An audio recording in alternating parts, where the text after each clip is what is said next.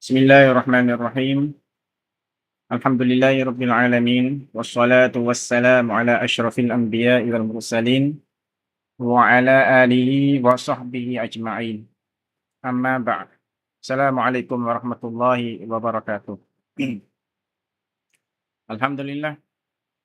ថ្ងៃនេះយើងនឹងរៀនអំពីគីតាបមួយដែលមានឈ្មោះថា Fiqhul Manhaji សិភៅ Fiqh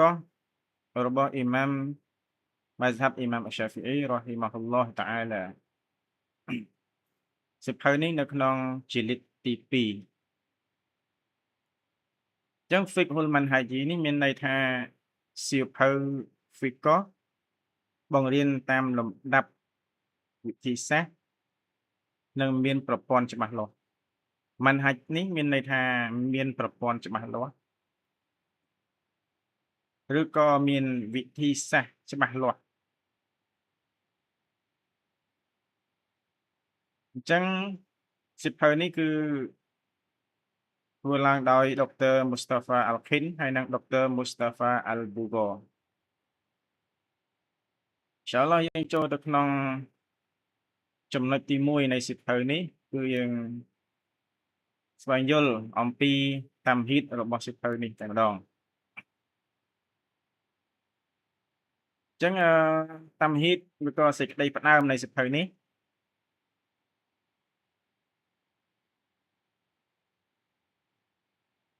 يقصد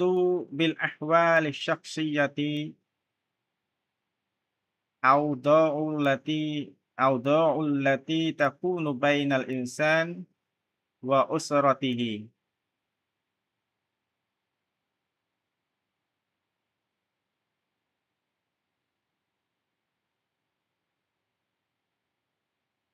អ្វីទៅដែលហៅថា أحوال الشخصية مقصود أحوال الشخصية មានន័យថាស្ថានភាពបុគ្គល أحوال ស្ថានភាព شخصية បុគ្គលអ្វីទៅដែលហៅថាស្ថានភាពបុគ្គល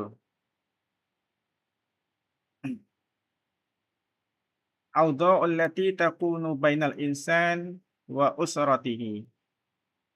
សំដៅលើទំនាក់ទំនងនិងស្ថានភាពដែលមានរវាងមនុស្សម្នាក់និងគ្រួសាររបស់គាត់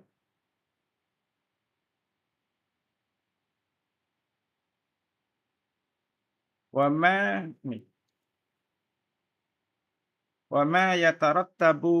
على هذه الأوضاع من آثار حقوقية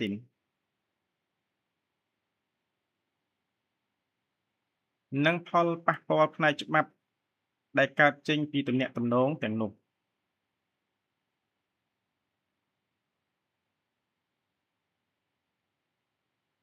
وإلتزامات مادية أو أدبية ព្រមទាំងកាតព្វកិច្ចផ្នែកសម្ភារៈឬផ្នែកសិលធម៌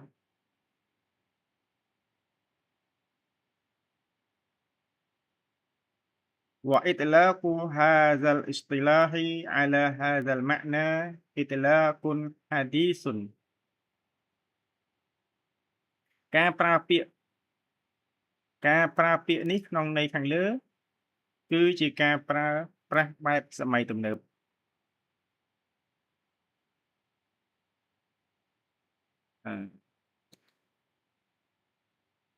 أطلق في مقابلة الأحوال المدنية វាត្រូវបានប្រើប្រាស់ដើម្បីប្រៀបធៀបនឹងស្ថានភាពស៊ីវិល أحوال المدنية ស្ថានភាពស៊ីវិល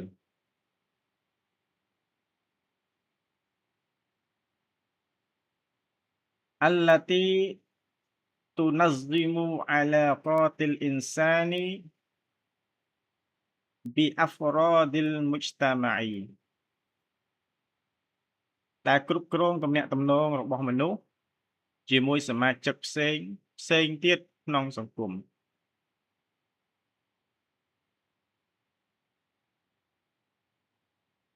خارج حدود الأسرة នៅក្រៅរង្វង់គ្រួសារ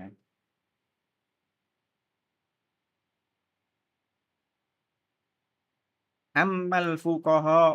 Ammal fuqaha'u qadiman ចំណែកឯអ្នកអាលឹមហ្វីកហ៍ឧឡាម៉ាហ្វីកហ៍ជំនាន់មុនវិញ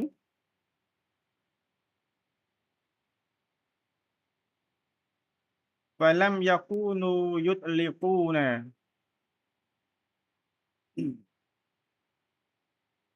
Falam yakunu yutliquna hadzal isma al ahwalu syakhsiyatu ពួកគាត់មិនបានប្រើឈ្មោះ ahwalu syakhsiyah នេះទេពួកគាត់មិនបានប្រើឈ្មោះស្ថានភាពបុគ្គលនេះទេ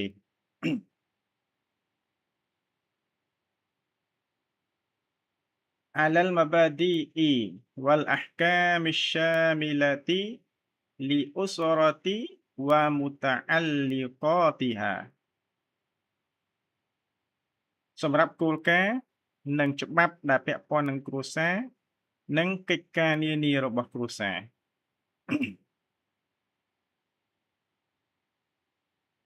Wa innama kanu yutliquna ala kulli babin isman khassan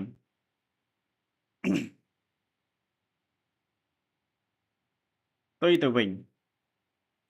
ពួកគាត់បានដាក់ឈ្មោះដាច់ដោយឡែកសម្រាប់មេរៀននីមួយៗសម្រាប់មេរៀននីមួយៗ Mithla kitabin nikah ឧទាហរណ៍ជំពូកអាពាហ៍ពិពាហ៍ Kitabis sadaqi ជំពូកនិយាយអំពីអ៊ីស៊ីkahwin ឬក៏ប្រាក់ខណ្ឌស្លា Kitabin nafaqati ជំពូកស្ដីពីការផ្គត់ផ្គង់គ្រួសារ Munafaqah Kitabut talaq Kitabit talaqi ជំពូកស្ដីពីការលែងលះ Kitabil faraidi ជំពូកស្ដីពីការបែងចែកមរតក Wa hakaza និងជំពូកផ្សេងទៀតដូចនេះដែរអញ្ចឹងនៅក្នុងគីតាប Fiqh Manhaj នៅក្នុងជំពូកជាលេខទី 2 នេះគឺនិយាយចាប់ពីគីតាបនីកាសមកគីតាបនីកាសគីតាបisi kahwin mas kahwin គីតាប Munafaqah ក្នុងគ្រួសារគីតាបលែងលះនិយាយអំពីការលែងលះនិយាយអំពីការបែងចែកមរតកហើយនឹងផ្សេងពីនេះទៀតអល់ហាំឌុលីឡាអញ្ចឹងថ្ងៃនេះយើងរៀនអំពីតាមហេតុរបស់វាប៉ុណ្ណេះសិនយើងនឹងវិលមកជួបគ្នានៅក្នុងមេរៀនបន្តទៀតអ៊ីនសាអល់ឡោះ وبالله توفيق والهداية والسلام عليكم ورحمة الله وبركاته